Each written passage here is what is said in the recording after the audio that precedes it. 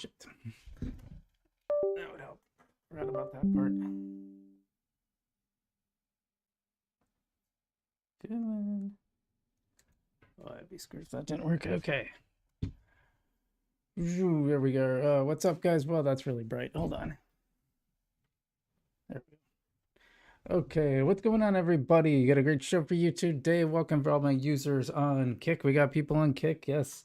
Give a shout out on Kick if you're watching on Kick, and give us a follow there. Also, we are on X and YouTube. Crazy day yesterday. Hard to find crypto news because all the dang news is about Elon and Trump, and they had a huge falling out, and so that's wild. Here, let me pull up X to make sure I got this. So yeah, hit a huge crash in the markets. Kind of came back though, so that's all good. Glad to have people here.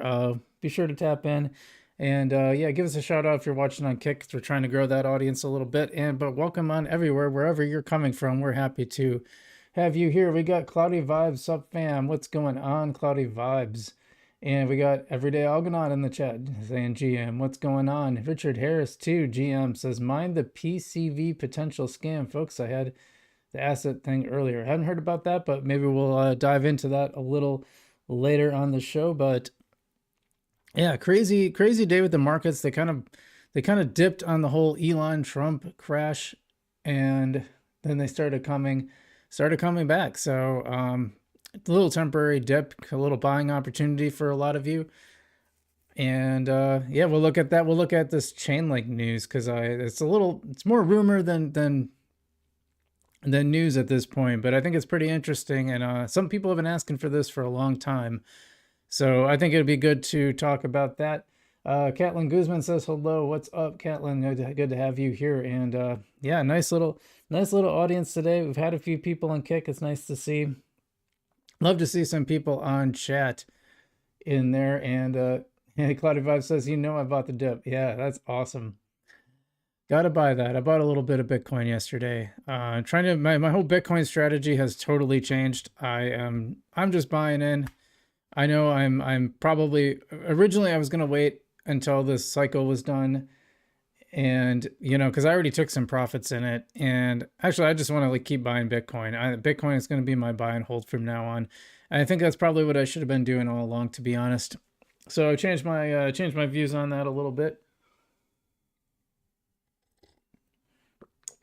And I don't want to get into streamer drama too much, but one of the reasons I've decided to go full in on Kick is, well, a lot of my favorite streamers have jumped over to Kick now, and they're doing pretty well on Kick. And comparisons, so I'll just say that Asmongold shared how much he made in Kick in the last 2 days. He made like $30-some thousand on Kick in 2 days. That was like the total amount that he makes on Twitch for a month. So, and one of the big reasons is there's a 70-30 rev share on Kick versus 95-5, or I'm sorry, 30-70 on Twitch versus a 30-70 on Kick. And so I did some research. I learned how I know one of the ways you can actually get your channel some attention, and it's worked, is you want to kind of have your own channel going on. So I'd love it if you're watching on another platform, even if you don't watch it on Kick. It'd be really awesome if you just turn the Kick stream on. It's kick.com/frugalbc. And you don't have to, only if you want to help out a little bit. It's like a free way you can kind of help me out a little bit, is just by turning on the Kick stream. And even if you have it on the background, you want to keep watching on YouTube or X, totally okay with that. Now, interesting, I bring up Asmongold too, because Asmon is also supposedly working with X, and he mentioned he had some stuff he was doing for them.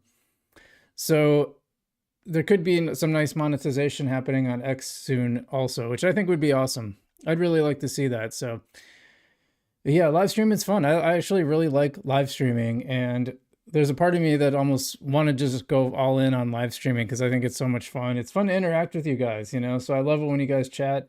I know I try not to interrupt it too much when I'm like in the middle of a segment, especially if it's something off topic. I try not to put that in too much, but I do have a lot of fun doing this. So why don't we go to we should just go right to the market. So, and then I did have a channel member. I did have a channel member video recently for, it was only for tier two Frugalnauts. So if you're a tier, I should have made that a tongue twister. A tier two Frugalnaut, you can go watch this video where I talked about how my Ready Pool experiment is going so far and what I'm thinking around that. So I think that's pretty interesting.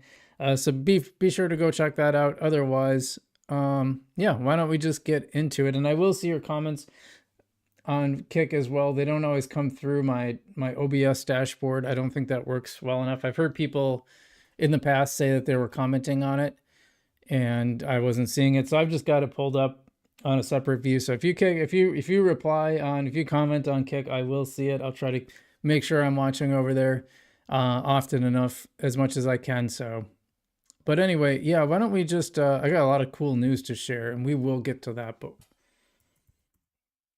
oops, wrong one. Let's just see how the markets are doing. Oh, Clouded Vibe says, as long as you covering Algorand, I'm in here. LOL. What's Kick? Yeah, Kick.com. It's a rival streaming platform to Twitch. So it's basically like Twitch. It's owned by Stake, which is a gambling platform. And I try not to promote those too much, but I do like their approach on Kick because they just do better rev share. And some people have explained I think Twitch and Kick are both essentially loss leaders for the companies that employ them, including Kick, but including Amazon too. So yeah, we'll be doing that, and make sure if you're watching on Kick, and I appreciate you being here. Yeah, leave us a chat because we're trying to get more activity on Kick. I think it's a good platform. I'm just going to multi-stream. I think multi-streaming is a good thing. Asmongold has said it's the future, and I think he's right. So, but enough about that. Let's get to the markets here, and give me a second because it's going to be blank. I always have to reset it up every time. Here we go, and yeah, we're back up a little bit after that Trump dip. And why don't we just pull up Bitcoin here, because Bitcoin had a very interesting little journey yesterday. Yeah, let's go 7-day, not all time. Yeah, so y'all got a nice little dip to buy. I hit it somewhere around here, so I didn't even get the full dip, but I'm just DCAing or dollar cost averaging into Bitcoin now. Almost completely recovered. And this is, I don't know what else it would be, but it seems to be the Elon Musk and Donald Trump fallout, which you can see on the right here. People are talking about it.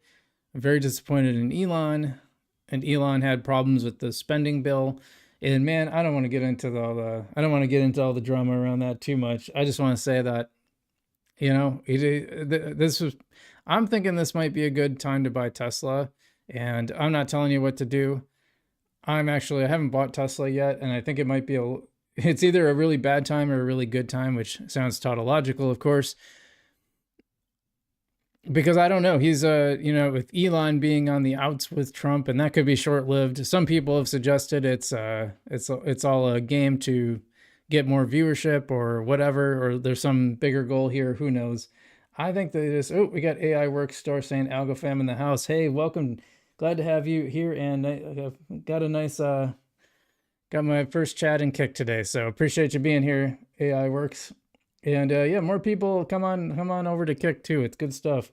I like what they're doing. I do wish, the one thing I wish they do is I wish they showed your channel a little more, but I found out you actually have to game it a little bit. So I have it open in a couple different places, on a couple different devices because it helps boost you higher in the rankings, so more people come across you. Yeah, and it sucks because they just don't do a lot to promote it. If you're like a small channel, it's hard to get in front of people, so you got to kind of bring people in yourself a little bit and game it a bit. Anyway, yeah, so we had this little dip, and I'm just glad it's coming back up. Like I said, I kind of missed, I think I bought 103 or something like that, 102, something like that. Yeah, probably around 10. I thought it was 103 that I bought it at. I think it was after lunch. Anyway, Yeah, let's keep going here and look at the rest of the market. Let's just see who's doing well in the last day or so. So Fartcoin, Floki. Yeah, we're looking at some memes popping off. We got Polygon, previously Matic.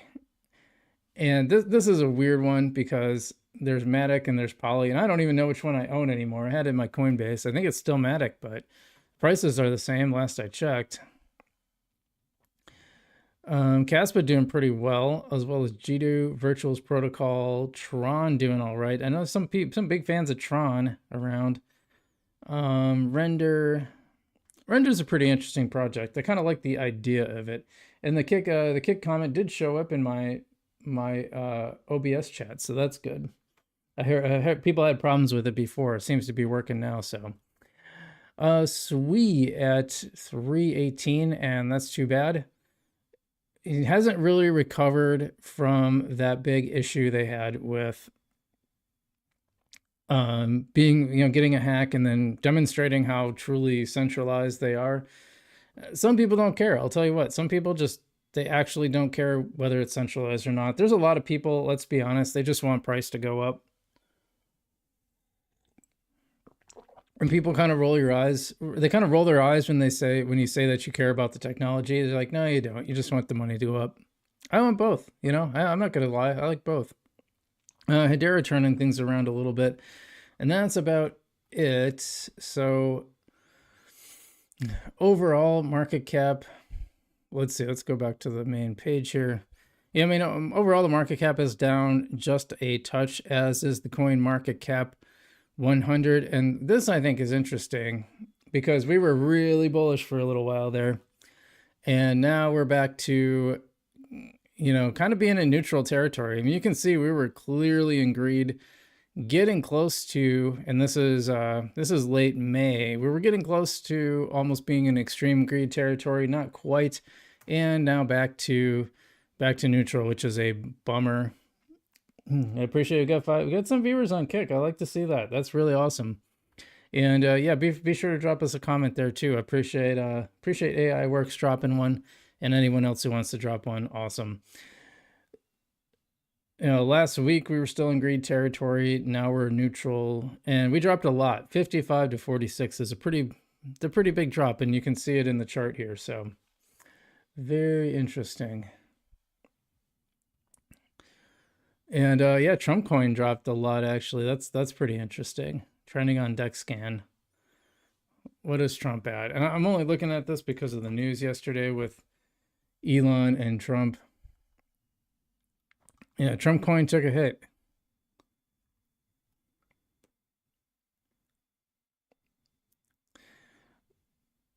Which yeah, here, let me of course you got Elon and Trump going up there, but yeah, okay, hold on.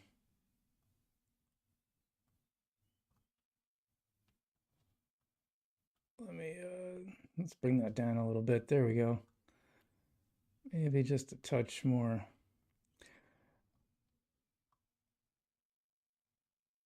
Okay. So that's Trump coin. And yeah, I mean, it's just been falling. Is this a week? Yeah, this is a week. Not been going so well for the old Trumpster in terms of in coins here. And you're going to have that from time to time. Now, remember, this was like $60, $70 by the time it launched. Let's go to all here once. Yeah, peaked out at about $45. So if you bought anywhere in here, yeah, you're underwater. Actually, you're underwater just about anywhere you bought it, unless you bought it, I don't know. What's the low? $7.50? If you bought the very, very low, you're up right now. Everyone else is underwater. The thing about meme coins is like by the time you get to them, you missed it almost always. And speaking of, we'll talk about one of the bigger coins to appear this week, which is pretty fascinating. We'll get to that when we get to Algorand, which why don't we get to right now?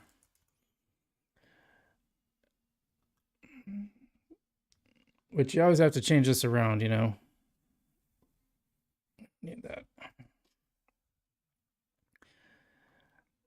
It always comes up on this trading page, and then you have to go, yeah, so Algorand sitting at 19 cents. It was actually lower. And why don't we just pull up Algorand?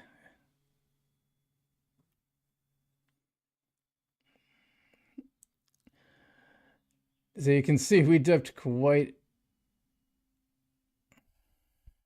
We really dipped quite a bit down to. Boy, did we get to? We almost got to 18 cents. I mean, almost got below it. I mean, just above it. Now working its way back up to 1908. And that's on the 4-hour chart. We can throw some indicators on there because that's always fun. Let's look. I like to do RSI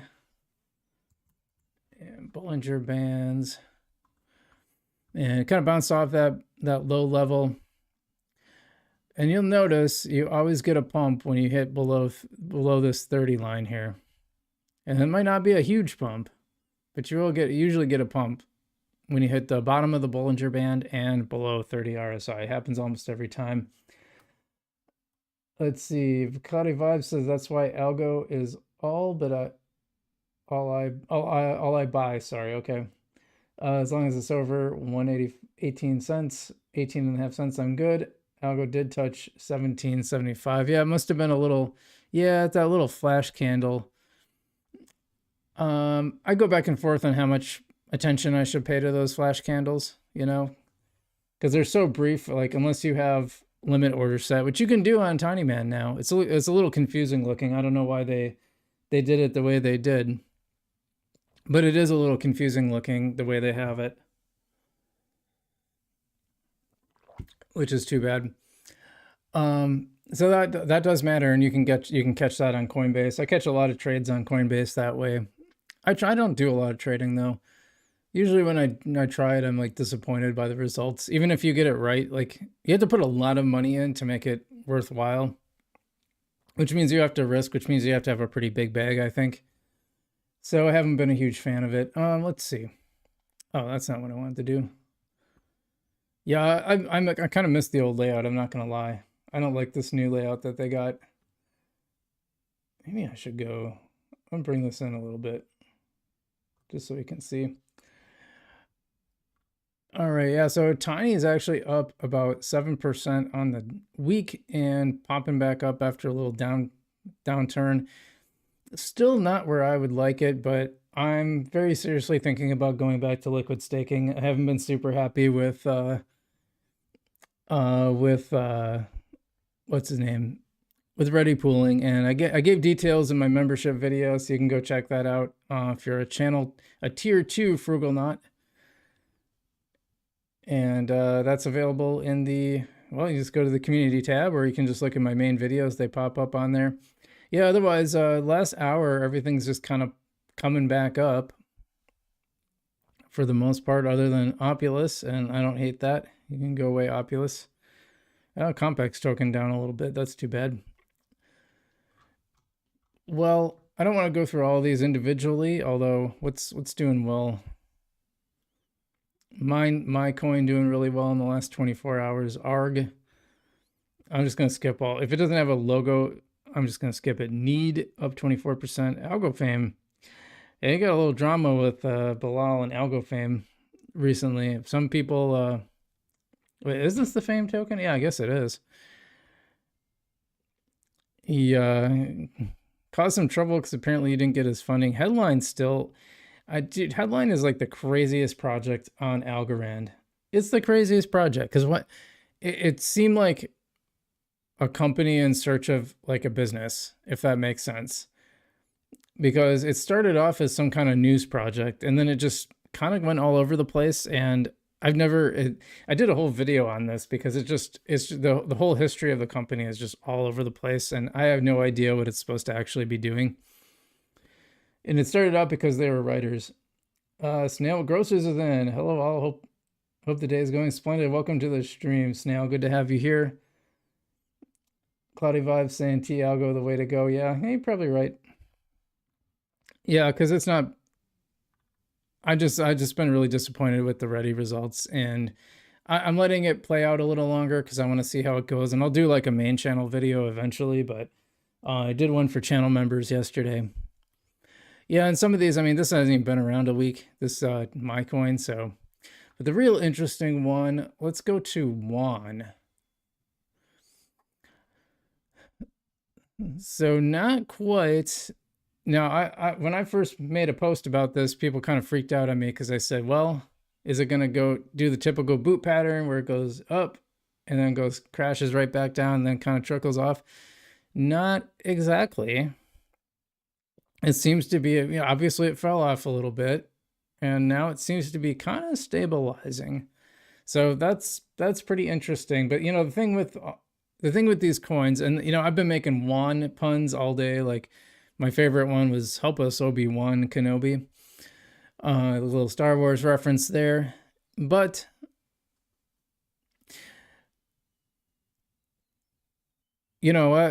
these memes, the problem is you have to sustain the memeing. So you just can't let up. And as soon as you let up, as soon as you stop tweeting about it, they start crashing. I had someone reach out in my DMs this week about launching a coin. I'm like, F no. I didn't respond, but I have no interest in doing my own coin because it's a ton of work and I just don't see how you're ever gonna. It's you just have to spend all your time talking about your own coin. It's I think it's a losing proposition. I just don't want to. We don't need another coin. I just don't think we need another coin. I'll be honest. And they're gonna come and go. I get it. The other one. Can I just go back to? Dude, I missed the old layout. Is it here somewhere? I saw it. Probably on page 2. Hey, something specific I'm looking for here. I'll grab a little more coffee. Oh, here it is.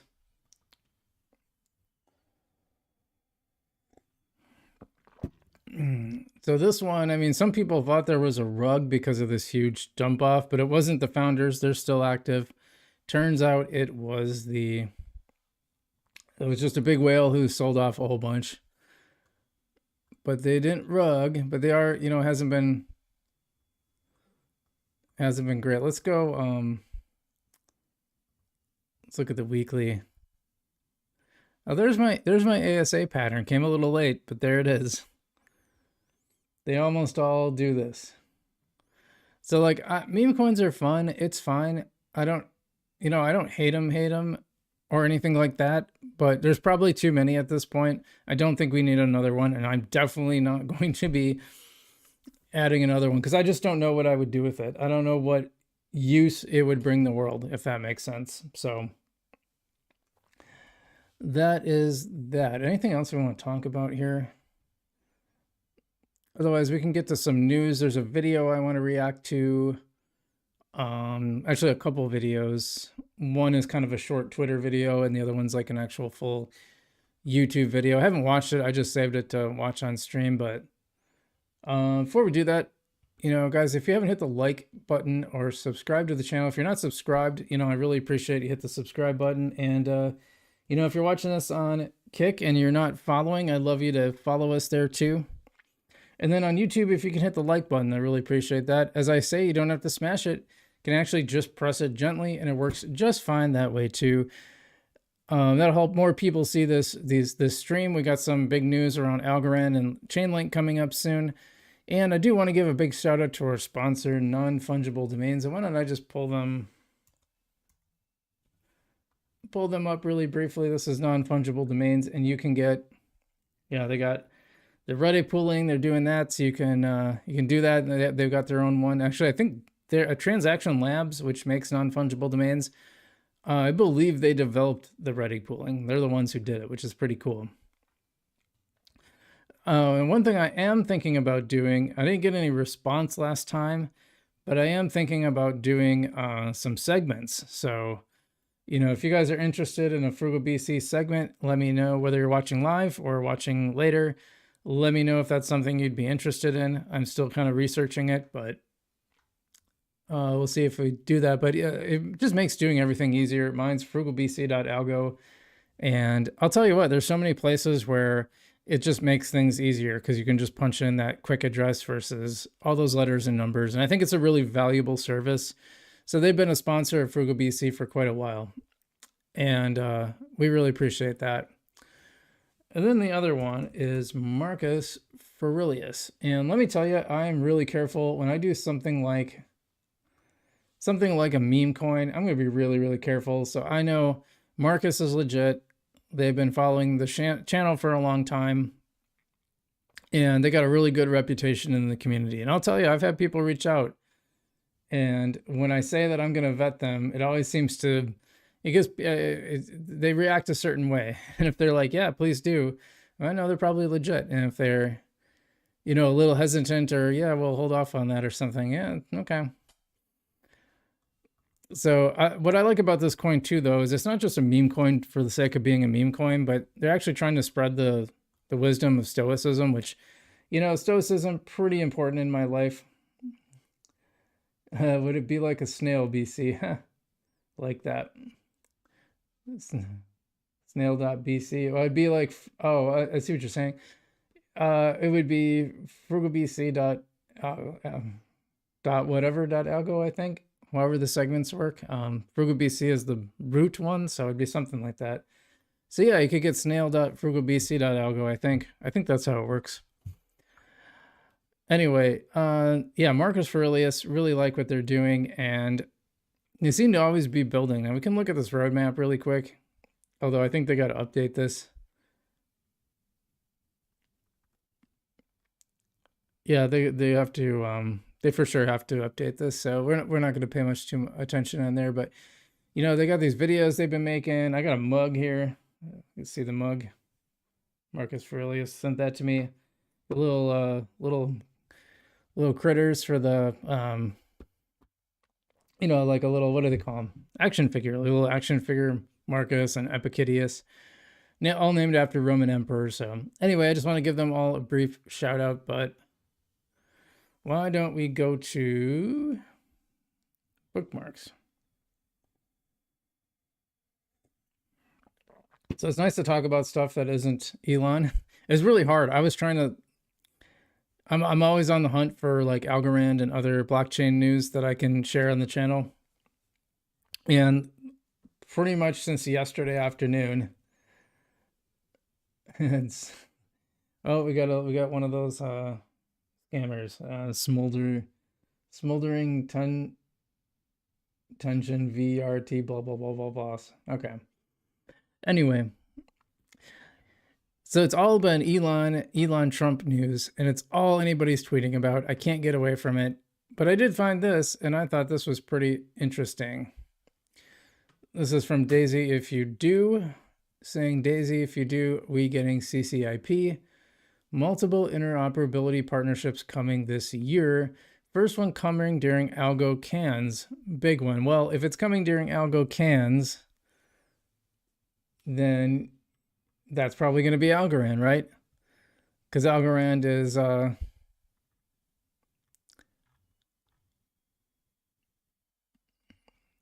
this comes after, linked here is something from ChainSpec saying on June 5th, it says Algorand is picking up steam.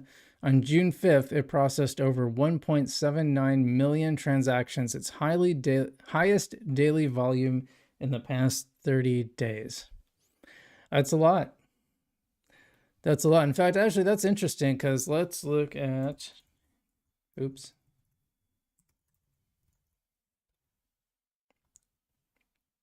Because I'm going to show you where most of these are coming from. This is the last 100 blocks. Vast majority, and it always looks like this, if not worse, are coming from TravelX. And in fact, they were a lot higher. They were at, oh, here we go, 1,400, yeah. Let's go last 1,000 days.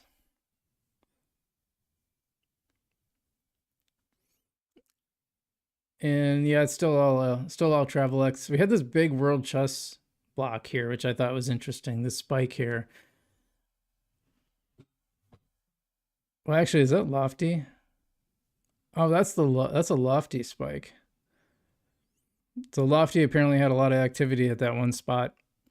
I really wish, I know they're going for a color scheme and all, but man, you should really separate your colors because it'd make it so much easier. They got there's 3 different shades of, well, now there's not, but Yeah, apparently this arbitrage bot has been using a lot of transactions. And Algorand blockchain itself, quite a bit, but the vast majority is TravelX. And I'm sure a lot of you who are watching know what TravelX is, but for those that don't, it's basically a South American company that actually is it South American? I know they started with Flybondi, which is somewhere in South America. I can't remember exactly where. And they mint anyway. There's like three or four airlines now, and there's talks about adding quite a few more. But basically, it allows airline companies to mint their airline tickets as NFTs on the Algorand blockchain, and then people can actually resell them. There's actually a resell network, which is kind of a first. So right now, 70% of all airline tickets in Mexico are minted as NFTs on the Algorand blockchain through TravelX, which I think is pretty darn cool, don't you? I think that's pretty neat. Oh, I had my headphone in the whole time. It's wild. Just fell out. Anyway, so I thought that was worth looking at, and I see a lot of people reacting to it. There's a wine meme. Yeah, you're gonna be seeing a lot of these. But I would call this pretty light in terms of evidence, because that is not very much. So yeah, we'll have to look. I wonder if there's we can look really quick. I don't think we'll find much on.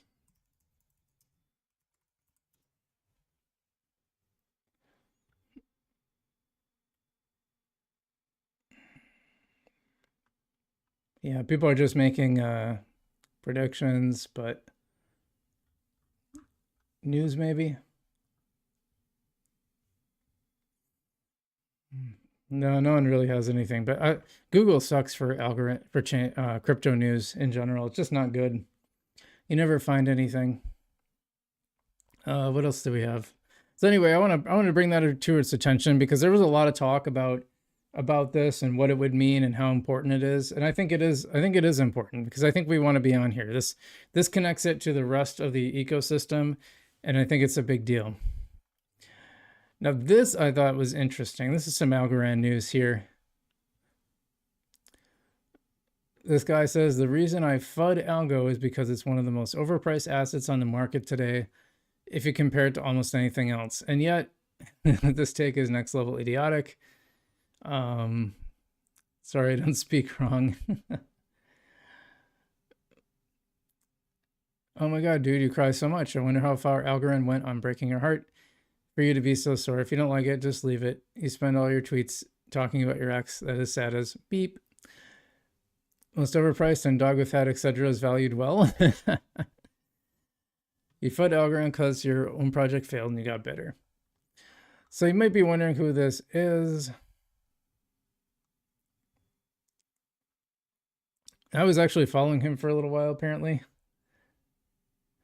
Glad you guys like buying algo, but I don't think you are intelligent, and either you are bad or new to investing or just low IQ. It's my honest opinion. How nice. Peak delusion. Algorand already lost 3 CEOs, 1 CTO, and 1 CMO. How much turnover until you figure out maybe there's a reason they left? Well, I don't know. People leave all the time.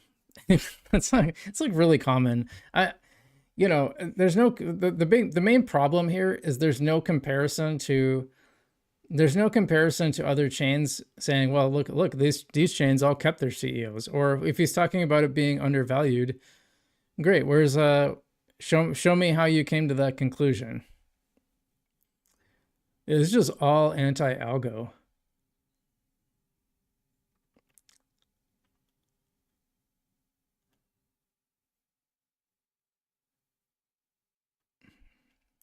Look at this, man.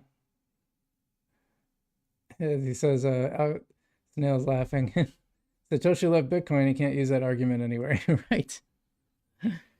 Well, I mean, yeah, it's just a silly, I mean, yeah, turnover is one thing, but algo gets the most hate even by the holders. I don't think he's even a holder anymore. So I think he's the guy, I forgot where I saw this. I should have kept the tweet that was retweeting it, but or did I? Let me see. No, I didn't.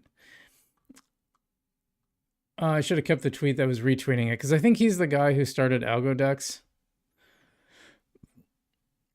But his whole thing, like, imagine spending all your day. Like, I don't understand. Why would you, if you truly believed Algorand was worthless or, overvalued or whatever? I don't think it is. I think that's, well, first off, I think we got to pull this apart a little bit because, and Stacy alluded to this, there's no good, she said, I have no idea how I'd go about valuing a blockchain. It's really hard.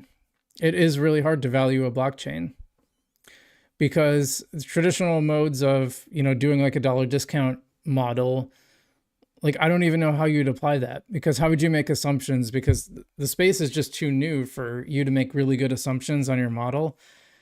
So it's pretty tough. The best thing I've seen is, looking at past price action tends to predict future price action. Not always, because things change. Sometimes people don't, if a project fell out of favor, that's not going to probably do very well. So there's that. But yeah, this guy's, it's just crazy that this guy is spending all his time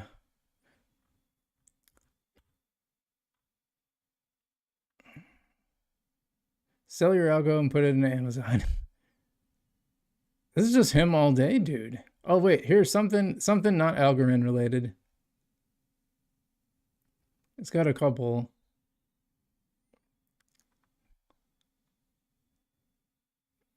And he likes to share Destiny stuff, apparently.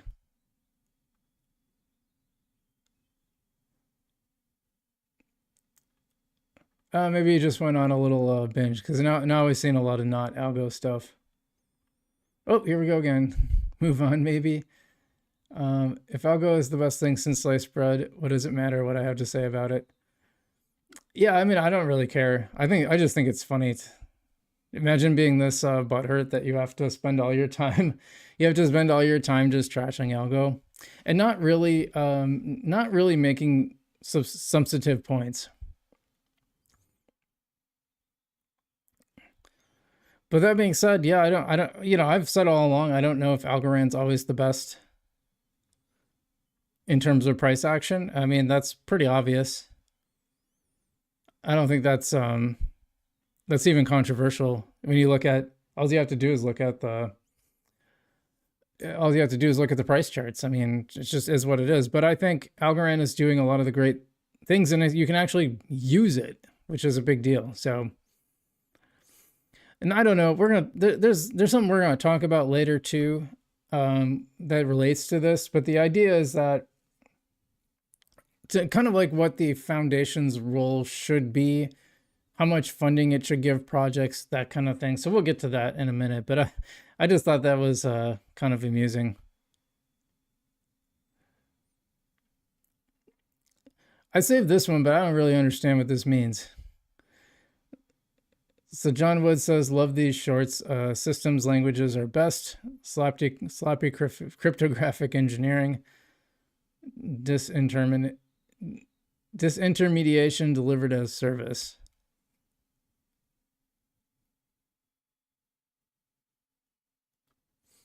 And that was in response to this video saying, we asked Algorand developers, what's one coding hill you'll die on?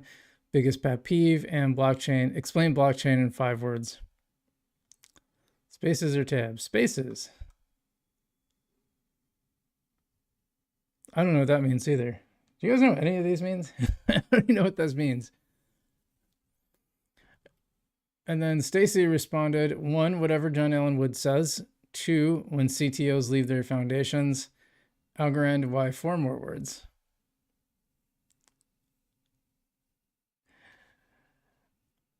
Y'all know, yeah. I feel like I missed something here. What's going on? Is Stacy throwing some shade? It kind of looks, it looks like not, but then it says whatever John Allen Wood says, but then also when CTOs leave their foundation. And she's, what does that mean?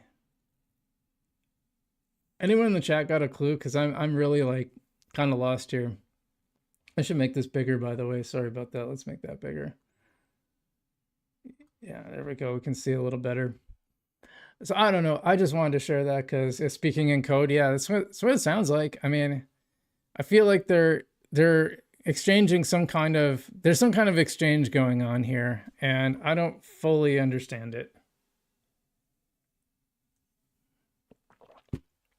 That's wild.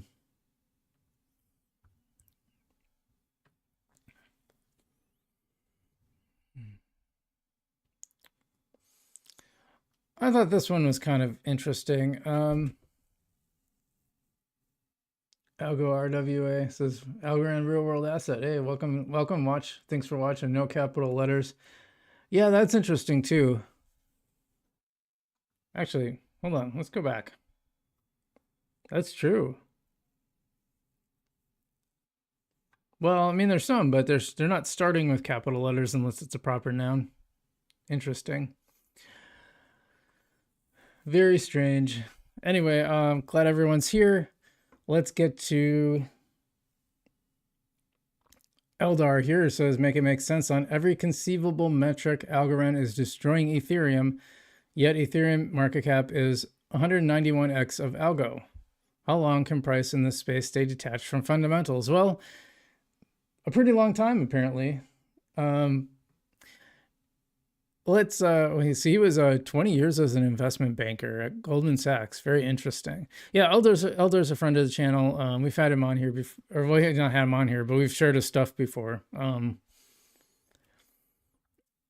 Yeah, Algorand much faster, doing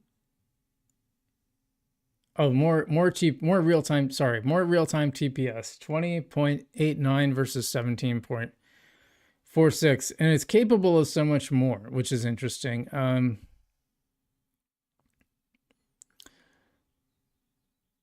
here he says Algorand max TPS is 92x more than Ethereum max TPX. And also, I don't know what Ethereum's actual max is, but I don't trust this metric because Algorand has been clocked at 15,000 TPS, or transactions per second. So that's almost 3 times as much. So it's actually happened. You know, the theoretical maximum is 10,000, but it's actually hit above that. It's hit 15,000, so that's pretty good. Let's see. And then, yeah, like I said, even the theoretical max is incorrect here. In total transactions, not that much more. Which, by the way, this should tell you something. Just think how much Ethereum is earning in fees that it can turn around and give to its miners, which are now proof of stake miners, right? They went away from proof of work, I believe. Like, you would think if with Algorand having so much capacity, it should have way more. That should tell you a lot. Block time is 76.49% less. I'm actually surprised. I'm surprised this number is this low, to be honest. Because I've had Ethereum transactions take like hours. It's probably this right now, but at peak load, yeah, I bought an NFT on Gala Games, which at the time was operating on EVM rails. They've since switched to their own chain, which was a giant mess in and of itself that I won't recap now, but you can watch my videos on it. I bought the NFT, initiated the transaction, went and ate supper, drove like the 40 minutes to jiu-jitsu where I was going. Now I'm in town. Did an hour and a half class, drove the 40 minutes back, 38 minutes really. Came back, ate a little snack, and then went upstairs to my computer up there, and it just finished as I went up there. That's how long the transaction took. So how many things can you really do if that's how long transactions are taking? Well, not a lot. And well, it's infinite. So Algorand, yeah, we are spoiled with instant finality. Well, we're getting that. Algorand finality is 100% less than Ethereum finality. Really infinite because you just can't get there. Now, I think Bilal has a very good point here. The strength of the ecosystem is the most fundamental data. That's our biggest weakness. Who would join an empty party? Kind of true. And I'll tell you what, I talked about this, right? I've talked about this before because you need users. Even if you're enterprise focused, those clients care about users. And that's what the Hedera Foundation or the HBAR Foundation said that earlier this year. They said we're pivoting to focus on retail because our enterprise clients want to see users and they want to see user growth. And Ethereum has first mover advantage. That is huge. It has the most name recognition. If you meet people in the wild, they've undoubtedly heard of Bitcoin, and then a pretty large percentage of them have heard of Ethereum as well. When I tell people about Algorand, it's usually the first time they've heard of it. Bottom line, that matters. You can pretend that doesn't matter, but it absolutely matters. And I'm not, I'm not trying to go after Eldar here. He's a good follow, and you guys should go follow him. He's got good information. I'm just saying, when you think about fundamentals, well, what do you mean? And also remember Metcalfe's law for valuing a network. Ethereum right now is just bigger. That's just the facts. And if, we cannot like those facts, but it is what it is. Sarah Jane has a really interesting point here too. I think Ethereum benefits a lot from its L2 ecosystem that solves some of ETH's pain points, costs, scalability, etc. This is another way to keep liquidity. Probably not wrong. It is missing the most important community that drove TVL to $100 billion and 3,500 protocols. Yeah, it's a lot. Because I used to say, I didn't understand why anyone would build on ETH when you have something like Algorand where you can do things so much easier and it just works better. Well, that's one of the reasons. It is what it is. Algo inflation is significant and will remain so for another 7 to 8 years. Do some research. Just algo inflation has been significant in the first 5 years. However, it has slowed down. I'm going to tell you, stuff like this, people think this matters. It doesn't matter. All you have to do is look at the number of counterexamples, and you can see how it just doesn't matter that much. People will talk about, oh, most of the supply is out. Yeah, it doesn't matter. What's it doing for price? If it mattered, we'd be seeing that, and we're not seeing that. It's just not happening. Meanwhile, Sui was crushing Algorand in price, and it had the same 10 billion total supply, but it had barely any of it out, and it's pumping. Stuff just doesn't affect price the way you think it does. I know it makes sense logically, but it just doesn't work that way.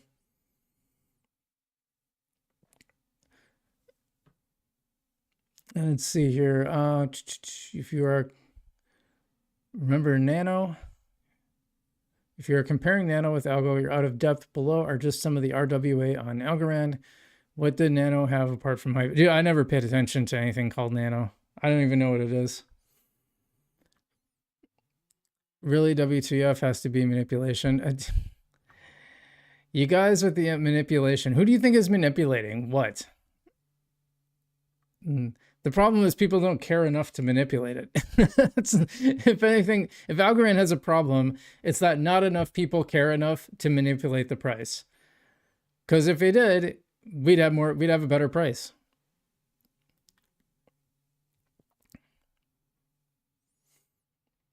But it's nice. It's a nice way to pat yourself on the back and comfort yourself. Oh, well, it's just the manipulators, that's all.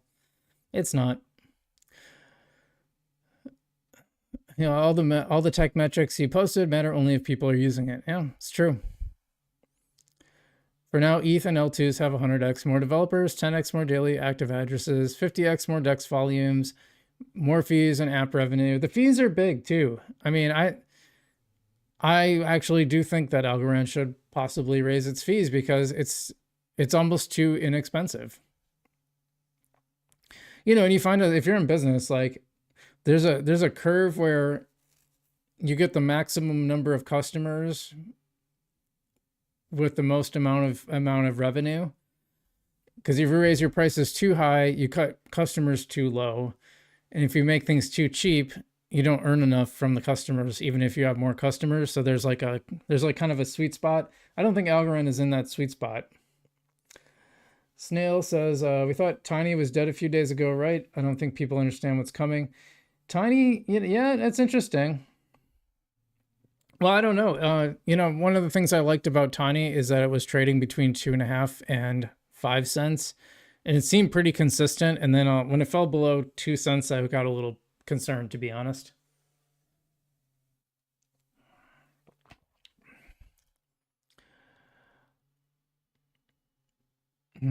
Pacino says, and still have no clue why people pay those gas fees. A lot of people just don't know. You have to get it out there, and we'll get to that in the next segment. But I'll say marketing definitely matters, and I think Algorand is starting to do some of those things that they didn't want to do before. He really got a lot of comments on this.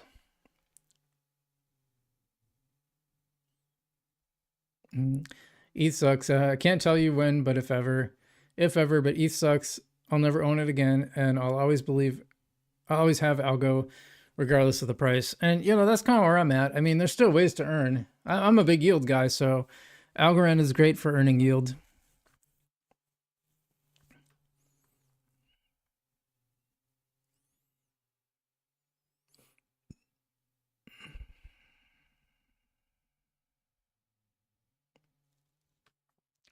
And it's still around, so I think that's the important part. But also, like, altcoins just don't have a lot of demand right now. Snail says if people spent half the time researching algorithms, they'd be brilliant. I wish I understood more about algorithms, to be honest. Doge taught me a valuable lesson years ago. What was that lesson? I have a little bit of Doge. I have a moon bag of Shiba. I'm just waiting the pump to take my little teeny profits from it again. Cloudy Vibe says if they raise the fees and algo price goes up, it won't be the cheaper blockchain to use. I mean, it depends on how much it goes up. I just don't think it's. I think they could go like a little bit more. They could double it easily right now, and it would have almost no effect. Because people have no problem doing, like, Avalanche paying like 8 cents for a transaction, and we're like in thousandths of a penny territory. It can go up a little bit. It won't hurt it. They can always bring the fees back down, by the way. If they can always do that too. All right, here's a video, and yeah, maybe we'll show this first. I actually didn't watch this, but this is related to something that happened earlier. So yeah, let me take a little bathroom break, and then we'll get to this, because I do think this is pretty interesting, and it's definitely worth seeing.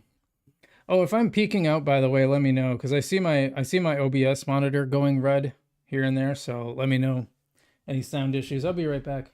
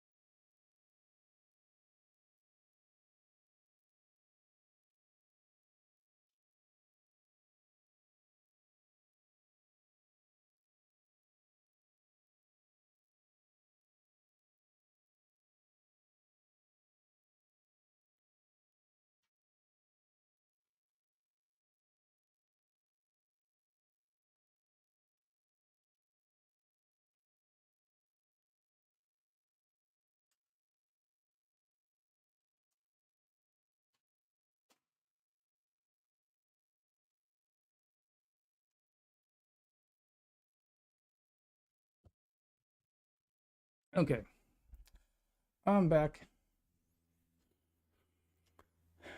Okay, so I gotta put my headphones on for this. I don't know what she's gonna say, but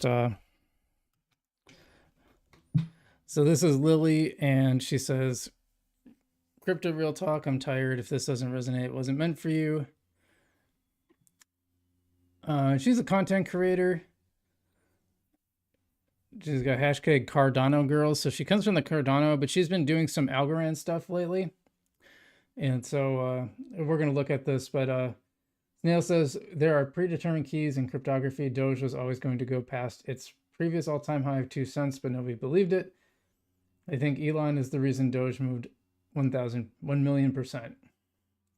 Cloudy says, I think Koopa's hating on her. Yeah, that is kind of what happened. Let's see what she has to say.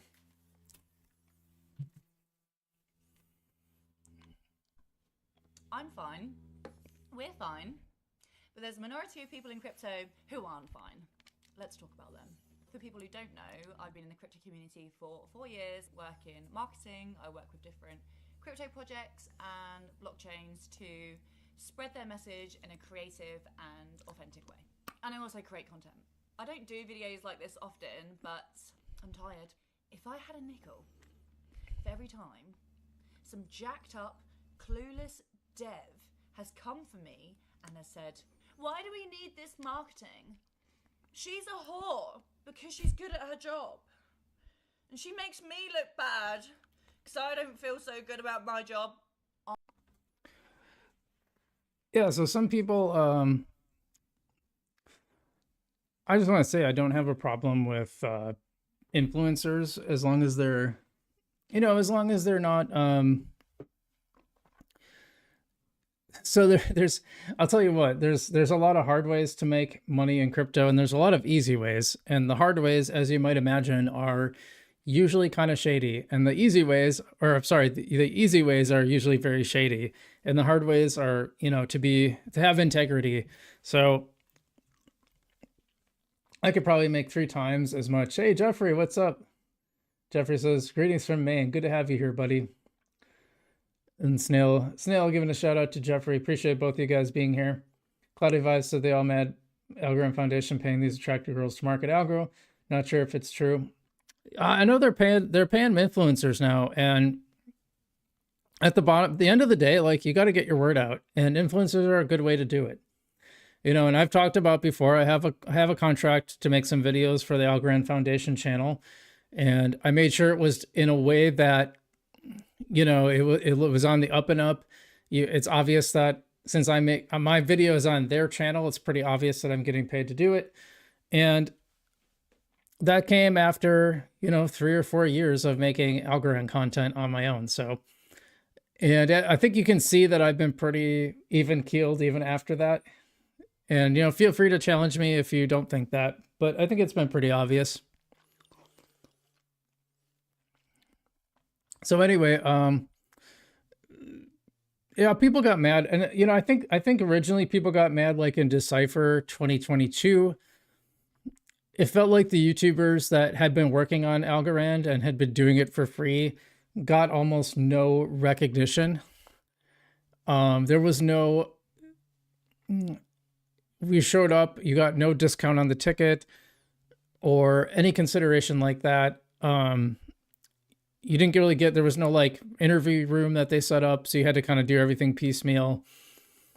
And they paid some big influencers to come who barely attended the conference. And I don't know, it would have been nice for them to feel like they were appreciating some of us in a lot of ways.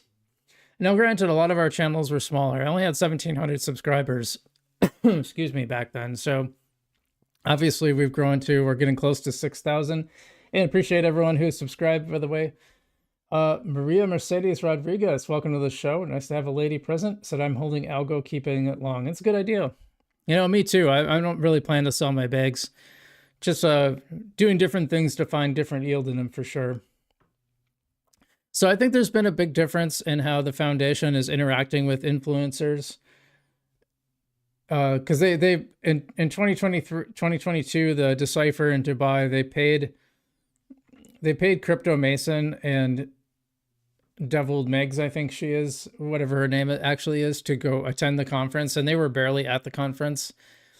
You could tell because they tweeted something like saying it smelled like a crypto conference or something, which was super weird to say because it was one of the most bizarre conferences I've been to in terms of the makeup of the audience. Because there were a lot of people who were obviously crypto devs, they were wearing like t-shirts or, not really just kind of normal clothes like you and I might wear. And then there was a group that looked like they were dressed up for the opera. And I could not make sense of like where they were coming from or why they were there. I mean, they weren't dressed up in business clothes. They were dressed up in like evening, we're going out to the opera. It was really strange.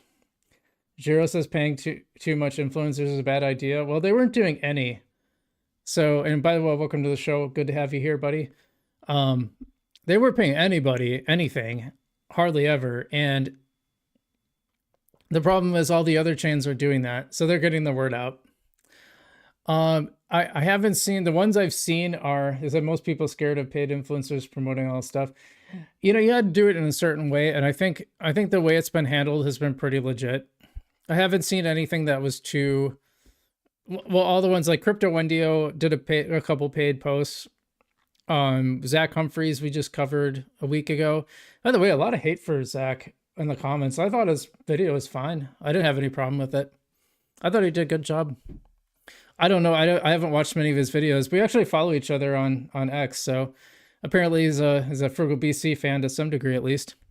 Well, anyway, let's get back to what she said, because yeah, you can do it. You can overdo it as well, you know. But I think Algorand probably just needs to get into this game. I would be able to retire. Bye! Auf Wiedersehen. See you later. I would be gone. When I say jacked up male dev, it's because it's always a jacked up male dev. It's always an insecure male dev who goes for women who work in crypto on the timeline because they are in marketing. These are the same type of men who think that marketing is optional. It's not optional. It's essential. Who's going to talk about this product that you just built if there's no marketing? You? Well, clearly not, because you've got no idea. I'm getting comments like, oh, we don't need her. We'll just send the devs there to promote the event. What the fuck are the devs going to do? They're just going to sit there and just code all day? She's kind of right. Cloudy Vibe says, I agree. They're not being aggressive, only pushing facts about Algorand. Yeah, they've been very fact-based. Almost, no, they did a pretty good job, I thought. They were pretty fact-based. Like I said, there was like one thing in the Zach Humphreys video I picked up on that I thought wasn't quite correct, but yeah, it was a good video overall. She's totally right about this, and I do like to bring devs on the show, but you have to be careful because a lot of devs, they're not camera people, and that means I have to do a lot of work to make them interesting. So I usually look for people who are interesting on Twitter because there's a good chance they'll be interesting on camera. And I try to keep them relatively short for that reason as well. You know, and I found this doing interviews at Decipher, and I would get frustrated because I would want to do an interview and I'd be talking to like a PR person or someone who's connected to the project who's really, really open and very animated and has good camera presence. And they would insist that I talk to like the lead person, and then the lead person would be not that. And I'd be like, you guys are gonna, I know what you're trying to do, and I know you're doing the deference thing, but you should probably put forward your public facing person should probably be the person who's going to like just perform on camera the best, because they're going to sell the project the best, and that's really important.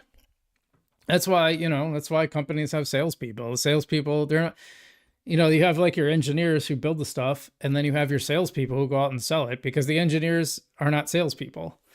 So she's not wrong. She's not wrong about that. Now sometimes they're both. So there are people who can handle both. John Allen Woods was a great example of. He was a great interviewer. He really brought the heat. So I wish we could have had him on one more time before he quit. I guess we still could, kind of, but I don't know if he want to now.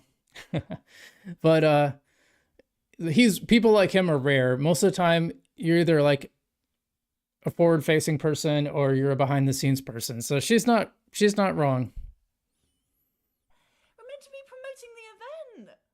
Like me volunteering to build bloody Laos. I don't know what I'm fucking doing. I'm not just talking about one blockchain here. I'm talking about a couple, because I've experienced this across the board. Listen, I grew up with 4 older brothers, the only girl and the youngest, in England. We had no money. They beat the shit out of me. Do you really think that your comments are going to hurt me? Do you really think that I'm going to cry myself to sleep about the jacked up male dev who looks like an extra out of The Hills Have Eyes because he called me a whore? No, I'm going to probably be having nightmares about the time that my brother pinned me up against the wall because I didn't get him any ice cream. Here's a bit of a reality check for you. Just because I'm a woman, I go to crypto events, I create content, and I get community support, doesn't make me a grifter. It means I'm good at my job. I love talking about Cardano. I love talking about Algorand. I love talking about other blockchains and trying my absolute best to come up with creative concepts to get more people into our space. Whether that's highlighting projects, running around crypto conventions looking like a clown, coming up with skits, dressing up like a man. I'm willing to do these things because I love this job and I love you guys. But this whole dev mafia against marketeers in crypto just needs to stop. So if you like my content and want more people to talk about your blockchains that you like and the projects that you like, support me and other creators, or kindly take your sexually inactive receding hairline incel ass and fuck off. She had to go to the receding air. She had to go to the receding hairline thing. Come on now. Come on. Wearing a hat for a reason, people. You see that, but no, she's not wrong. Each side has its role, and I know where this comes from. And let's see. I'll give it a like, by the way. Am I following her? Oh, I'll follow her. Let's do it.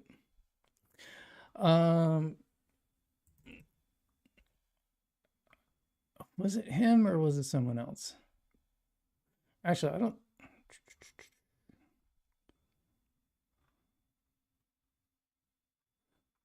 Someone made this one. Benjamin Hayes said that you'll see what the Etsy paper listed Algorand as an example of AI assistant governments for smart contracts. Yeah, we actually covered that on Monday.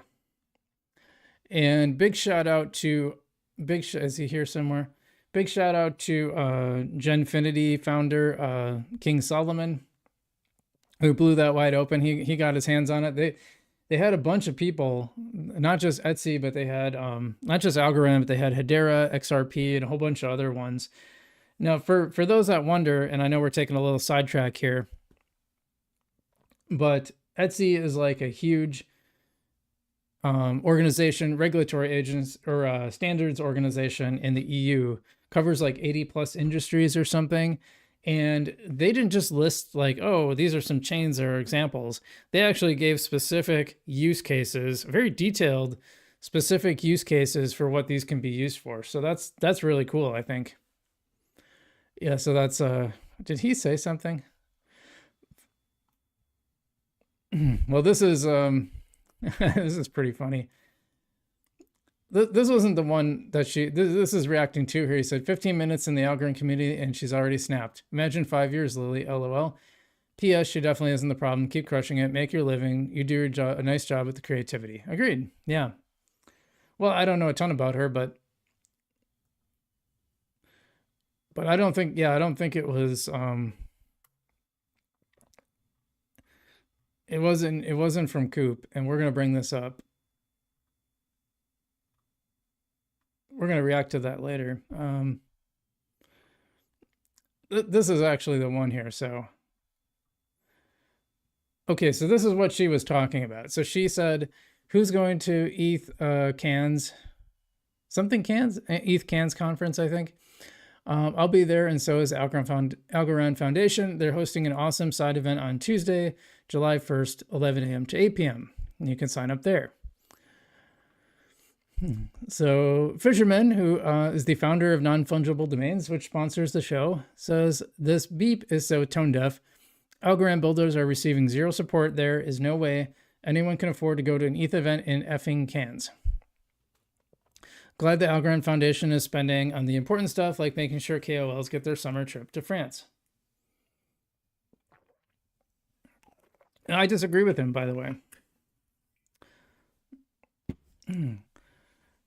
This is what she made the video to. You know, if she was talking about like John's actually one, he's been on the show a couple times, and he's actually a pretty good interview. So I know her comments about him aren't, if it was directed to him specifically, aren't really fair. But anyway, so Lily says, I'm sorry that you feel unsupported, but maybe you should contact them directly instead of posting your frustrations here, not knowing the facts and undermining my work, aka summer trip to France. I don't think that's fair. Fisherman says, it doesn't matter if you contact them privately. There are no funds available for builders. We've tried. Spending on marketing but not spending on builders is a systemic issue. But they have spent a lot on builders. I don't know if that's fair exactly. Nothing against you personally, but how much are you being paid by the Algorand Foundation? What facts don't I know? And it doesn't look like she responded. Crypto for Change says, if there's ever a builder that deserves the most respect, support from the foundation, it's you. Something has to change. So, and Ibu from Folks Finance has an interesting point. He says, bro, some algo community live in France or surrounding Europe, and Kansas so close. We have to be careful, and I'll be guilty of this sometimes, where I really think from an American perspective, which, I'm American, so I'm going to think from that. But I have to think like when Dubai happened, I was like, oh, why does it have to be so far away? Well, it's not far away for others. It's actually a pretty short trip for people in Europe. It's a decent short little flight. For me, I wouldn't say short, but comparatively, I spent 24 hours door to door to get there. I wonder what the main KPIs are for Algorand Foundation. I guess the bottom line, and someone pointed this out, I didn't see it here, but someone pointed this out, that if they spend on builders, people are like, bro, where's the marketing? And if people spend on marketing, people will be like, whoa, where's the money for builders? Well, they can't do it all. I mean, they're trying to do both, I think. And they've spent a lot of money on builders. But also, one area where John and I fundamentally disagree is, like, this came up with the Algodex thing. So I have businesses, right? And let's say, well, let's put it in this terms. Let's say I start a YouTube channel. And by the way, this has happened. So this is like an actual example that I'm generalizing. But let's say, well, in fact, actually, why don't we just use the exact example? I don't know if you guys ever watched On-Chain Gaming. It was a pretty big channel. And one of the big sponsors of On-Chain Gaming was Gala Games. Well, at some point, and he was big enough that he had like 2 people working on it too. He had 2 people working on the channel besides himself. What happened was the guy from On-Chain Gaming made some ill comments about Gala Games. He made some critical comments, and this was after he carried a lot of water for Gala Games, and people accused him of being, not really truthful about Gala Games because they were a big sponsor, but we didn't realize how much. We found out eventually how much. Gala Games was paying like $250,000 a year. God, it wasn't a month. No, it was a year. A year to On-Chain Gaming to be a sponsor. And thus, obviously, most of their content was super positive around Gala Games. And so, well, guess what happens once they pulled their funding, the channel basically collapsed. He couldn't afford to pay anybody anymore. He had to completely change things. It's still around. I wonder what it's at now. Let's take a little detour really quick. And I'm gonna explain why I'm talking about this, by the way.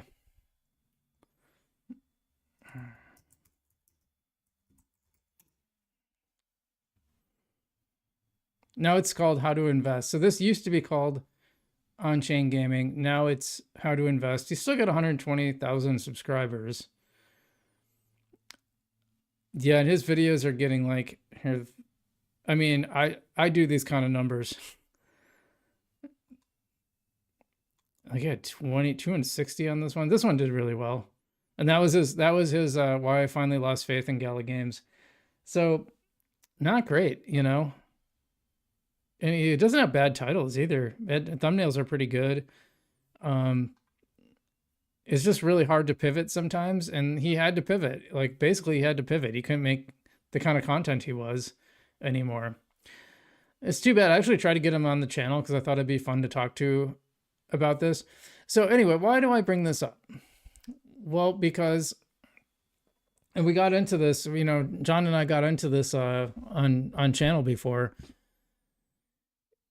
A company like Algodex built the DEX for Algorand. They're building infrastructure, but Algorand found out Allo could do it much cheaper and just wrap it into part of their, you know, just basically wrap it into the rest of their business. So like, why should Algorand keep funding this project when there's a cheaper way to do it? Like, it just doesn't make sense. And from the other perspective, and this is the point I made to John, I said, why on earth would I ever want to, why would I want to build my business around one single customer? Because that customer goes away and you're just done, right? So I think there's a lot of builders that just want like perpetual Algorand funding. And I'm not saying John is that. John has built an actual business. And that's why I like non-fungible domains. It's like, it actually has a business model. So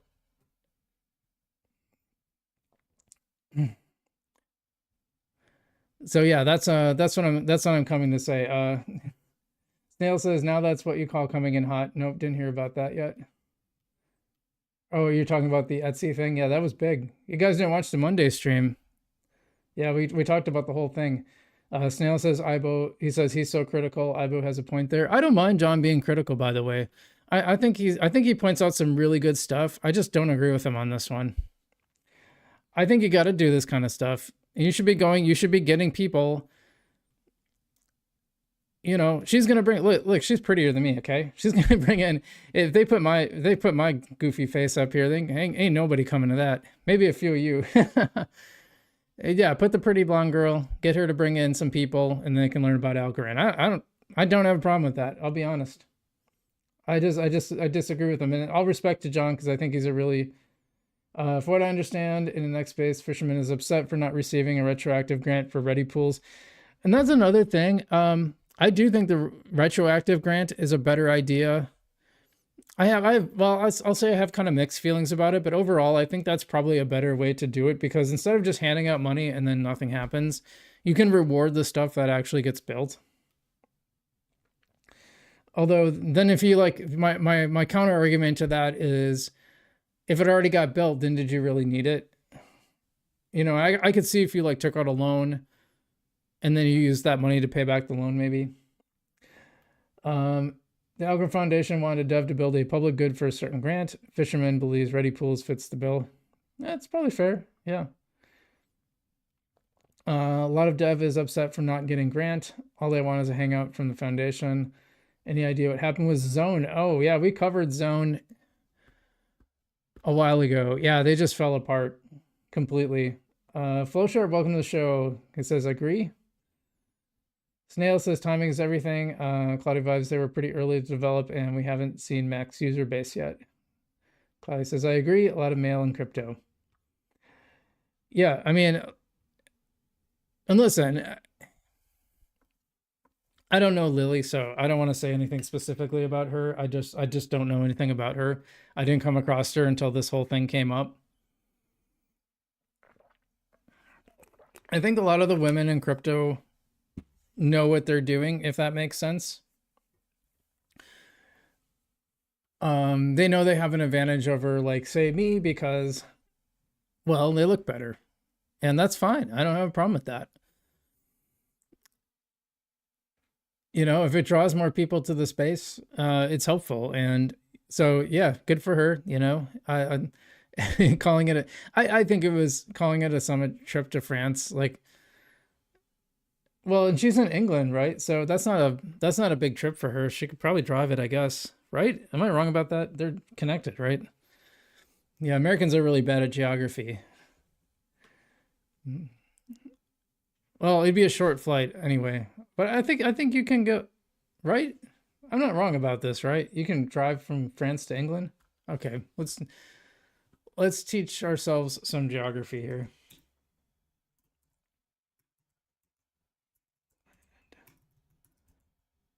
England.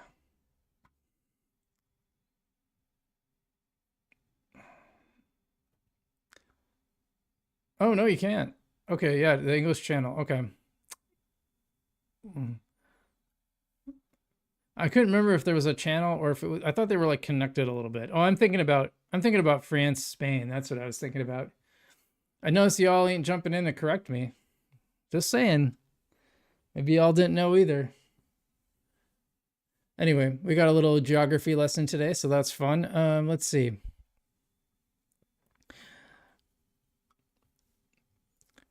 And I don't think he was I really don't think he was attacking her necessarily. I think he was more mad at the foundation, but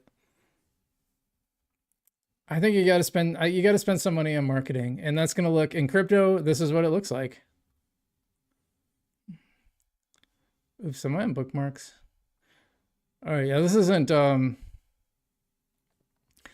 Algorand related, but I've been wanting to try out this game called Pokemon Salt and Shadow. Apparently, it's like a really awesome version of Pokemon that a fan made, and I gotta like download it before someone turns them in or whatever, because Nintendo will go after everybody.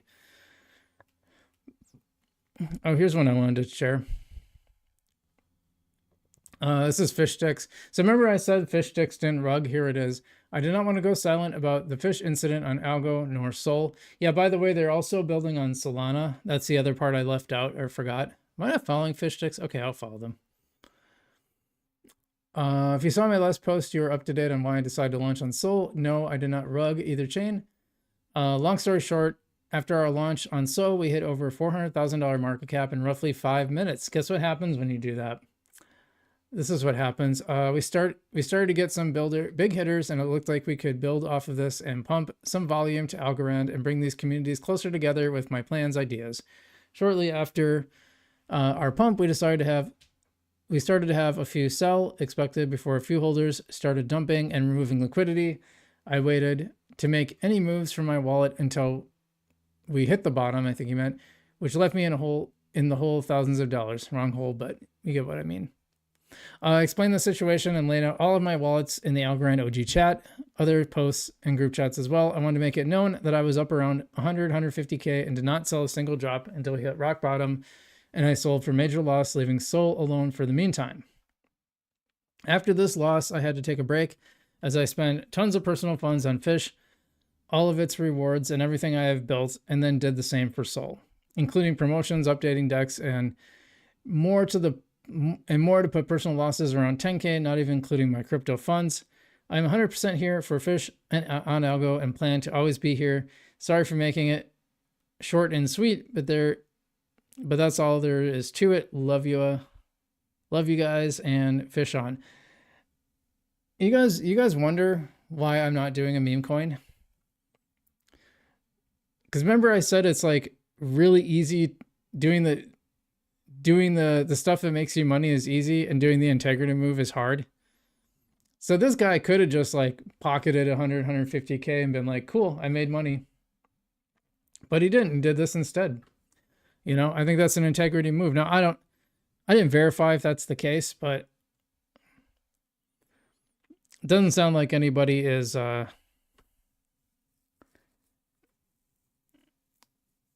next time take profit. Yeah, some people are even saying you should have taken profit. Everyone's in a rush. That doesn't why it works. That's why it doesn't work for them. Honestly, a lot of times it does. That's the hard reality. I could have made triple what I've made on my YouTube channel, if not maybe more than that, if I didn't have integrity. But I believe that having integrity is a long-term better play, and frankly, I like to be able to look at myself in the mirror too. So I'm really careful about how I handle these things. Yeah, this is so King Solomon broke this one, by the way. This is the Etsy document that was mentioned earlier. This is really good stuff, and But we're gonna get we got one more video to watch, and then we're just gonna be done. Actually, hold on. Since a lot of you guys didn't see this, oops, wrong one. Where did it go? I'm gonna play this for a little while, and you guys Crypto can and it's watch it. coming.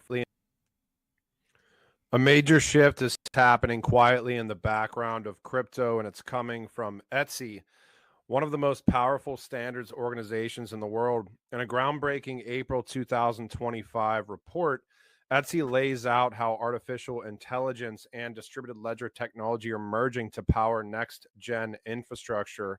And here's the kicker, they're naming names. From Hedera to Ethereum, Ripple to Solana, Algorand to Avalanche, and more, Etsy has formally referenced multiple blockchain networks in a global standards document, and that has huge implications for adoption, compliance, and enterprise trust.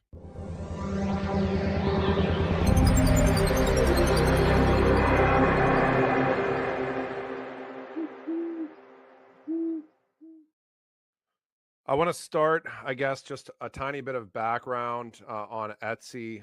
More than 900 member organizations worldwide, drawn from over 60 countries and 5 continents. Members comprise of a diverse pool of large and small private companies, research entities, academia, government, and public organizations. You can go down through the list here. It's obviously quite extensive. Um, Put into some context here, they're considered one of the largest and most influential standards organizations in the world, particularly within the realm of telecom and information and communication technologies, or ICT. We already went through the global membership, 900 organizations. They specialize in developing standards for various ICT technologies, including fixed, mobile, radio, converged, broadcast, and internet technologies. The European Union recognizing Etsy as one of 3 European standards organizations, et cetera, et cetera. Found this document. And again, Etsy is the organization that creates technical standards for 5G, cybersecurity, digital identity, and more. When Etsy releases a detailed report on this is a huge report on artificial intelligence converging with distributed ledger technology systems or blockchain systems. It's not just another white paper, it's a blueprint that regulators, banks, telecoms, and institutional stakeholders actually follow. In this report titled Permission Distributed Ledger 032, Etsy focuses on how AI can be embedded into permissioned distributed ledger systems to improve automation, compliance, auditing, fraud detection, governance, even performance. But what makes this report a little bit different is Etsy isn't talking in theory here.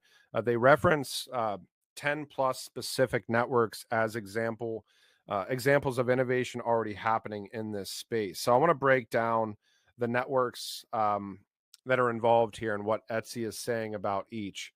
Let me move my screen here. Let me start with Hedera.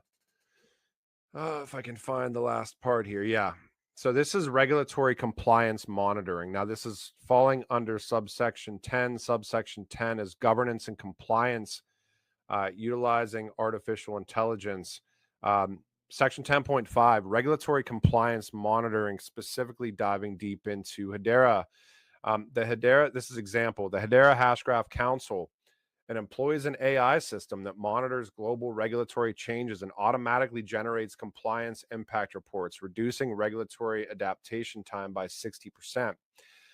Hedera is a distributed ledger. There's a note here. Distributed ledger tech platform that aims to be a faster, more secure alternative to traditional blockchain systems created by computer scientist Lehman Baird based on the Hashgraph consensus algorithms. The Hedera Council, also known as the Governing Council, is the body responsible for overseeing the governance and strategic direction of the Hedera network. This is saying permission distributed ledger systems can implement AI-driven regulatory monitoring systems to ensure timely compliance with changing legal requirements. They get a standout mention here within it. You can also see Ripple. There's a lot in this document. AI assisted governance rules and compliance checks enforcement. This is tying in machine learning as well, smart contract governance. Algorand's up here. I'll get into Algorand here in a second. But this is getting into automated KYC and AML checks. Artificial intelligence can enhance know your customer and anti-money laundering processes by automated identity verification and transaction monitoring. The Ripple network uses, this is example 3, AI-driven KYC and AML tools that can process and verify user identities 50% faster than traditional methods while improving accuracy by 30%. Ripple's a real-time gross settlement system. This is the note, currency exchange, and remittance network created by Ripple Labs. It was launched in 2012 and designed to enable secure, instantly, and nearly free global financial transactions of any size with no chargebacks. Permission distributed ledger systems, again, can implement artificial intelligence powered smart contracts analysis tools to ensure compliance. Governance frameworks can incorporate AI, and they can, or they could consider implementing AI enhanced KYC and AML systems. This is pretty wild where a standards body like Etsy is like giving all sorts of examples about the convergence of artificial intelligence and distributed ledgers. So they're giving smart contract governance and Algorand. AI can analyze smart contracts to ensure they comply with predefined governance rules and regulatory requirements. The Algorand example, the Algorand blockchain uses AI-powered smart contract analysis tools to automatically verify the new contracts adhere to platform-specific governance rules and regulatory standards before deployment. They're giving a note on Algorand. They also cover Avalanche, AI-driven energy management system that reduces overall network energy. Yeah, so there's a lot of them here. But I wanted you guys to see that Algorand part, and boy, that timing worked out perfect because I just got back right before they got to it. But yeah, he really dug up a pretty interesting thing here. So good for King Solomon. I think he's one of my favorites here, and I actually would like to bring. He's got some problems with his dad's got some medical problems right now, but whenever that's over, I'd really like to have him. Excuse me. Yeah, I'd like to have him on the show sometime. I was supposed to like start making some Algorand content for him. I don't know whatever happened with that. Like we DM every once in a while about some stuff, but hasn't really come up. Oh, look, Zach Humphreys is live now. Oh, he's actually on a space, it looks like. Yeah, so anyway, we're gonna close things off. I'm gonna react to this YouTube video. Hopefully it's not too long. Where did I save it?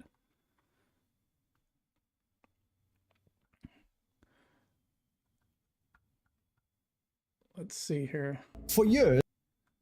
Okay, it's 13 years. Sorry, it's 13 minutes, and I'm gonna make it go a little faster here. And then this is we're gonna close out the show with this today. So let's see what he has to say. And we might not watch the whole thing. I don't know. We'll see. Crypto traders used to make a lot of money by doing one very simple thing, and that was plotting out the Bitcoin halving cycle, buying right before the halving date and selling 18 months after that. And anyone that followed this pattern, well, they got filthy rich. But in this cycle, there have been some radical changes to the market structure. And with these changes, there is a chance that the halving cycle may not even be relevant anymore. And if by the way, this is something I thought was probably coming at some point anyway, especially as more institutions get involved in crypto. You're just not going to have these big cycles as much because that tends to bring stability when you have larger institutional money involved in it, invested in it, because they just don't freak out like normal people like us do. If this is true, then any trader that is still relying on the halving cycle charts may actually get completely wrecked, because Bitcoin may actually be moving on something else completely. So in this episode, we're going to break it all down. How the halving cycle used to work, why it may no longer move markets, and if indeed it's not moving markets, then we need to explore what's actually moving the Bitcoin price today. My prediction, it's going to be M2, or at least M2 is going to be a factor, because M2 pretty reliably correlates with Bitcoin. M2 is the total money supply in the market, and I think M2 counts savings accounts. I think M1 doesn't, if I recall correctly. Because if you're still watching the halving cycle to make your calls, you may be watching the wrong signal, and you may get your portfolio totally wrecked. So if that sounds good to you, obliterate the like button, subscribe to our channel, and let's get this show on the road, guys.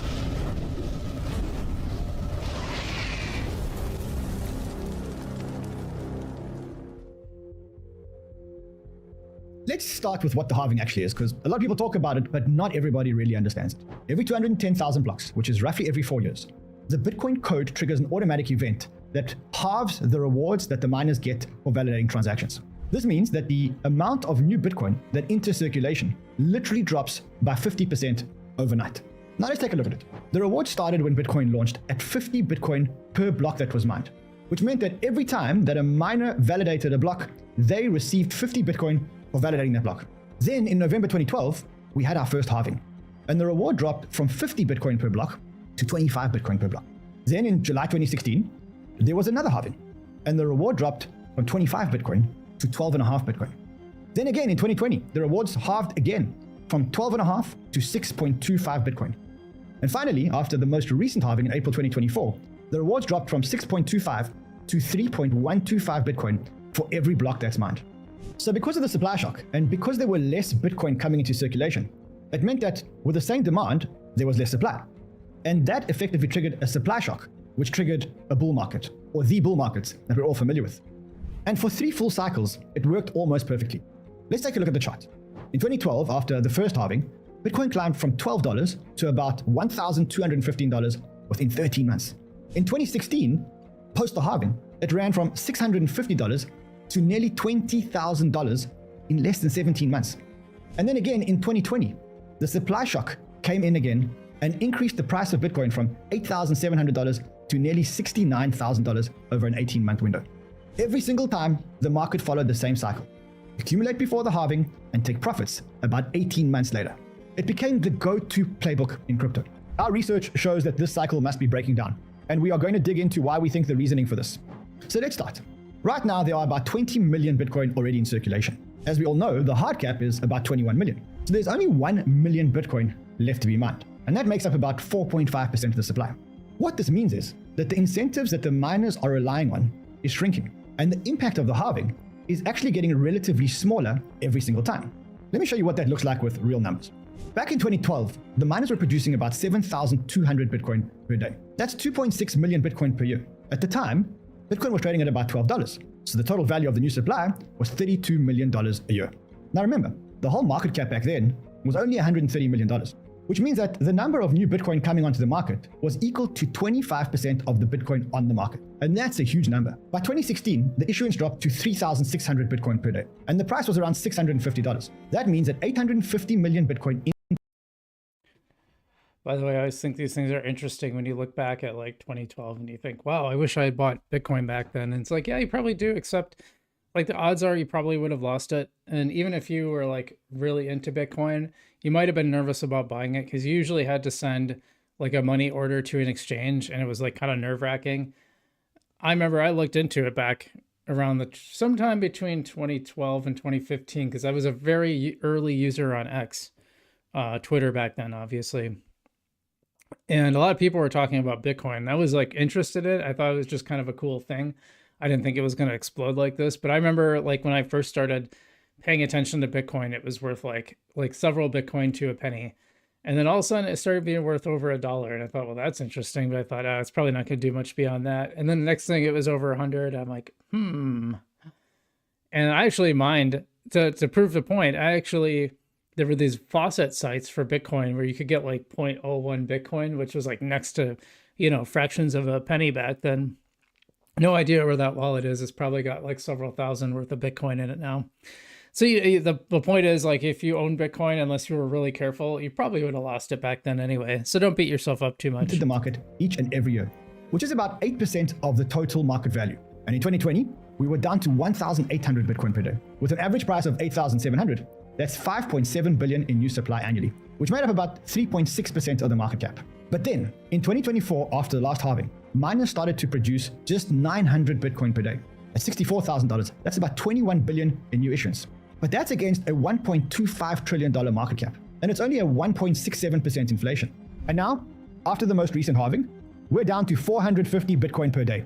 If Bitcoin's trading near $95,000, that's $15.6 billion in new supply per year. But against a market cap closing in on $2 trillion, it's less than 1%, just 0.83, from 25% inflation to under 1%. That's why halvings no longer spark the same kind of rally. The impact is just too small. Take a look at this chart. You can understand how that effect is now really negligible. And now that's not even the full picture. Zoom out for a second. There are about 4 million Bitcoin where the keys are gone forever. Lost keys, destroyed wallets, coins that are never coming back to the market. Then you've got the heavyweights. You've got MicroStrategy, 21 Capital. These guys ain't selling. In fact, they're buying, and they're not playing small. You buy Bitcoin, you hold Bitcoin, you support the Bitcoin protocol, you do not sell your Bitcoin. MicroStrategy alone today owns over 2.6% of the entire Bitcoin supply. That's over 500,000 Bitcoin. And the crazy part? They still have billions of firepower lined up through new equity raises. And MicroStrategy got authorized to additional $21 billion in common shares ATM. That can be sold directly at the market. That can easily add another 1% of the total supply. Also, now a lot of people are copying the MicroStrategy playbook. So you've got people like 21 Capital, which is backed by a team of pro-Bitcoin giants, Tether, SoftBank, and led by none other than Jack Mallers, who is the CEO of Strike. They have launched with over 42,000 Bitcoin already. You know, not to say I told you so, but this is exactly what I was talking about, that there's more institutional investors and they're holding on to their Bitcoin. That just makes it more stable. But I think that's a good stability, because if they're all buying and not necessarily selling, and there's going to be a lot of selling too, but I think if you have a lot of institutions that are only buying, that helps the price go up. I mean, I think it will. Plus, they're taking supply out of the market. So if it's only buy pressure, that tends to move the market up. So this is it also tends to be more stabilizing. So I think that's what he means when you say you're not going to have these up and down cycles like we had. That's about 0.2% of the total supply, instantly making them the third largest corporate Bitcoin holder in the world, right behind MicroStrategy. And they have been buying more. They recently bought around $500 million worth of Bitcoin, and they are planning to keep adding more to their treasury. When you zoom out and include all the companies following the same playbook and putting Bitcoin on their balance sheets and treating it as a long-term reserve, we're looking at a future where 10% or more of all Bitcoin could be locked away by corporate treasuries alone. So the conclusion is, they're not slowing down, they're doubling down. And that supply will never come back on the market. Now add in the governments. The US is sitting on over 200,000 Bitcoin, most of it taken from people over the years in different cases. And it will be part of their strategic reserve, which means they are not selling it. They made the promise, right? Absolutely. And other countries, they're watching from the sidelines. Quiet for now, but you can feel it. They're getting ready to follow. Add it all up, and more than 6.3 million Bitcoin is already off the market. That's close to 30% of the total supply. So it's not just about less new supply coming in. It's that a huge chunk of the existing supply is already being acquired and held, so it is basically out of circulation. Speaking of institutions, ETF flows have become a major signal. Since the launch of the Bitcoin spot ETFs, billions of dollars have poured into ETFs. And this isn't degen speculation. This is long-term institutional allocation. Wall Street, they don't care about halving cycles. They move on macro conditions, rate expectations, and portfolio rotations. And they ultimately have two modes. They're either risk on or risk off. And right now, Bitcoin is considered a risk asset by most institutions. It reacts to interest rate moves, inflation prints, and macro sentiment. In fact, in many ways, it still mirrors the Nasdaq. Let's look at this chart. This chart shows the correlation between Bitcoin and the S&P 500. And you can see that from mid-2024 until now, Bitcoin has been mirroring the S&P, which proves the point that by institutions, Bitcoin is treated as a risk asset. Now look at gold. Gold rallied during global stress, trade wars, inflation, geopolitical tension. And Bitcoin? It rallied on ETF inflows and adoption. Two completely different narratives, but they're slowly converging. Because as more institutions start treating Bitcoin like a reserve asset, and as more countries start putting Bitcoin on their books, the supply keeps tightening, and Bitcoin starts acting less like a trade and much more like a digital gold. And here's something else the old school halving crowd might be missing. Bitcoin isn't just maturing on paper. It's showing up in the numbers. Yeah, and interesting that he brought up gold because, you know, I don't hear a lot of people talking about this anymore, but people used to talk about how Bitcoin followed the same stock to flow ratio that gold did. So it behaved a lot like gold already.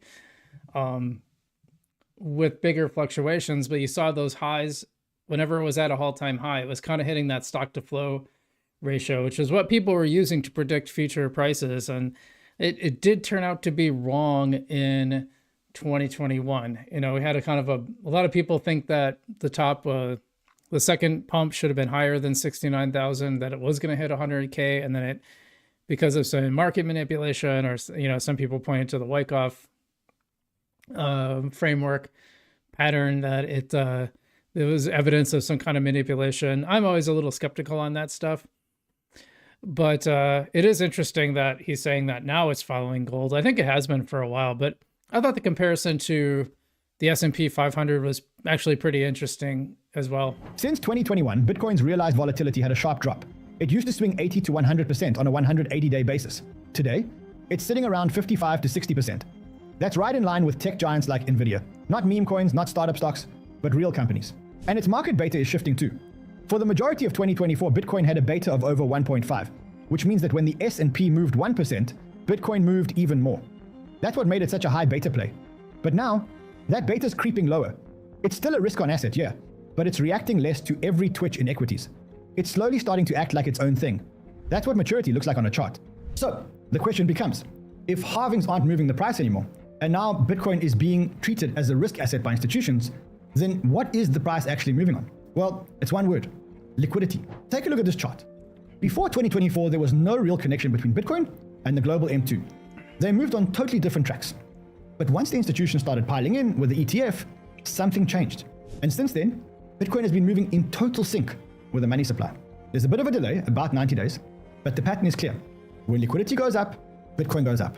And when liquidity shrinks, Bitcoin pulls back. This didn't exist in earlier cycles. But the good news? Well, we're going into a high liquidity cycle. We contracted from the start of 2025 until April, but starting from April, the M2 money supply has been expanding. Let's bring it all together. Bitcoin used to move in clean 4-year cycles. First, supply cuts, then halving hype, and then a price explosion. But we might be losing pattern because the impact of the new supply to the total supply have become almost negligible. Only 4.5% of Bitcoin is left to be mined. Also, on top of that, almost 30% of the total supply is already acquired and being held, so halvings just don't hit the same when the supply shock barely moves the needle. So what's actually moving the price now? It's liquidity, global capital flows, institutional demand. So Bitcoin is no longer riding on just retail hype or mining rewards. It's moving with the money. And the money? It's coming from the big boys. Since 2024, Bitcoin's been shadowing global M2 with a really noticeable precision. Not by chance, but because the market matured.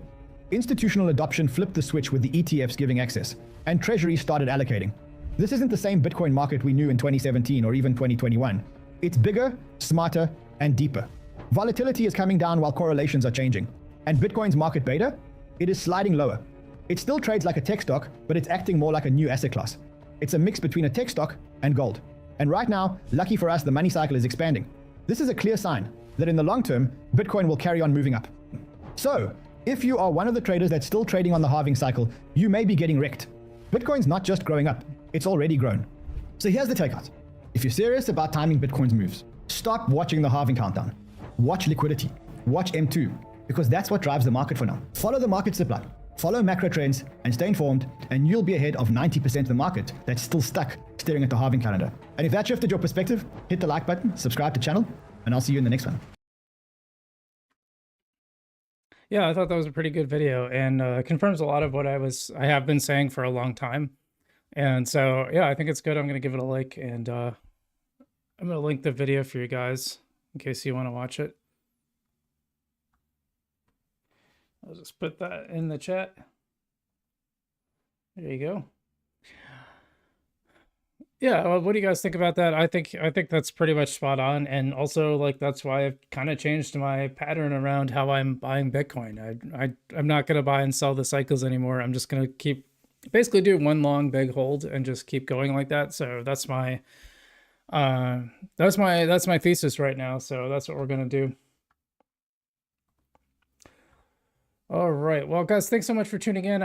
Nice to have everyone here today. I think that was a really interesting show and a lot of good stuff and a lot of good chats. So like, we had some activity on Kick, which was really nice to see. And thanks everyone for watching on YouTube and also on X. Appreciate all you guys. Almost 200 viewers across all 3 platforms. So nice to see. I love multi-streaming for that reason. Otherwise, let's see, Cloud Vibe says that was a good point. Yeah, I thought the video was well made. I really do. So anyway, guys, I gotta get going, but thanks so much.